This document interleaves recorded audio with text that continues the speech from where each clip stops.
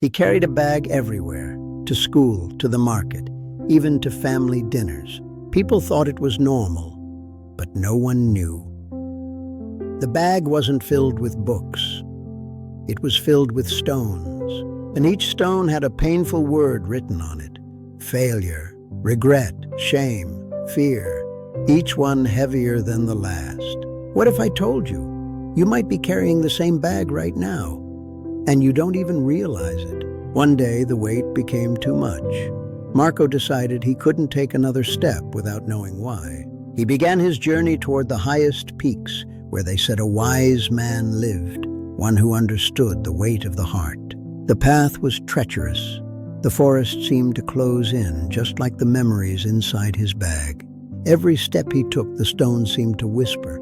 "Go back," they said. "You're safer with the weight you know." But he pushed on, even through the storms that mirrored his own inner turmoil. He was tired, but he was driven. As he climbed higher, the air grew thin, and the silence of the mountains began to drown out the whispers. Then he saw it, a sanctuary at the edge of the world. He had reached the home of the wise man. His heart raced. What if the wise man couldn't help? What if the stones were truly part of him forever? The door creaked open. "I've been expecting you," a gentle voice said. "The weight you carry is visible from miles away." "Sit down, Marco," he said. "Tell me about the stones. Why do you choose to carry them?" "I didn't choose them," Marco cried. "They just happened. This one is from when I let my father down." We do not choose the events of the past, but we choose to keep them as stones in our bag. You think these stones define you. You think they protect you from repeating the same mistakes. But a bag full of stones leaves no room for anything new. Your hands are too full to catch the blessings of today. They walked out to the edge. The wind was cold, but the sun felt warm on Marco's face for the first time in years. "Let it go," the wise man whispered. "Not because the past didn't happen, but because you are more than your failures." As the stone left his hand, Marco felt a sudden, sharp lightness in his chest. A gasp of air he didn't know he was holding. One by one, the others followed: regret, shame, fear, until the bag was nothing but a piece of cloth. Marco's journey had only just begun, but this time he was walking with his head held high and his heart wide open. What are you carrying today? It's a long climb, but the view from the top is worth the release. In a small, dusty town, Adrian carried a heavy burden, a bag filled with stones representing every failure and regret he had ever known. Every mistake became a stone. Failure, regret, shame. He believed carrying them would prevent future mistakes, but they only grew heavier. The weight stopped him from trying. He avoided risks and whispered, "I'm not ready," fearing he would only add another stone to his burden. One morning, feeling spiritually exhausted, he sat under a massive banyan tree where an old man watched him in silence. The old man asked softly, "That sounds heavy. Why carry it?" Adrian looked at his stones and realized he didn't know the answer. "These are not lessons anymore," the old man said. "These are chains. You are carrying self-punishment, and it is breaking you." Silence filled the air as Adrian realized the truth. He wasn't afraid of the future. He was just exhausted from the past. Leaving the bag behind, his shoulders finally felt light. He wasn't walking defeated anymore. He was walking free.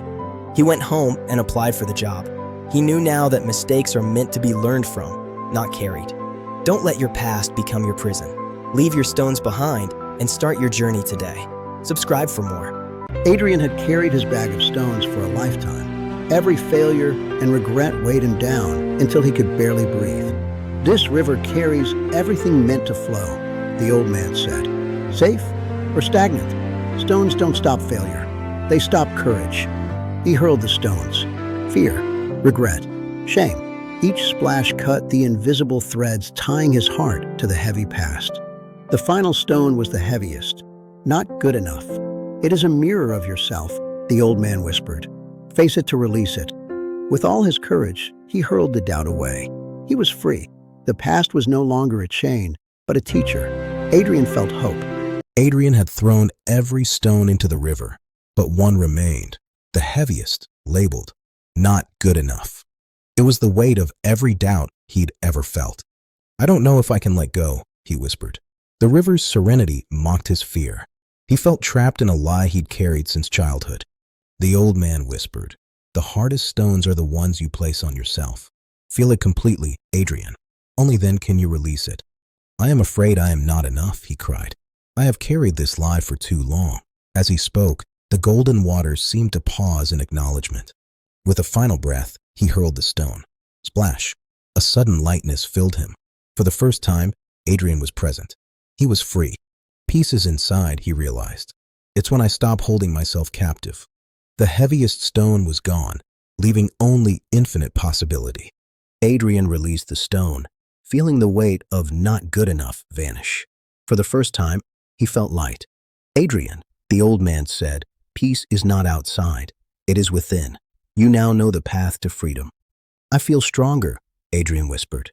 The fear was still there, but it no longer controlled his heart. His regrets were now like pebbles on a riverbank, noticeable, but easy to let go. He had changed. Awareness is your tool. Bring your focus to the present, and peace becomes automatic. You are the river.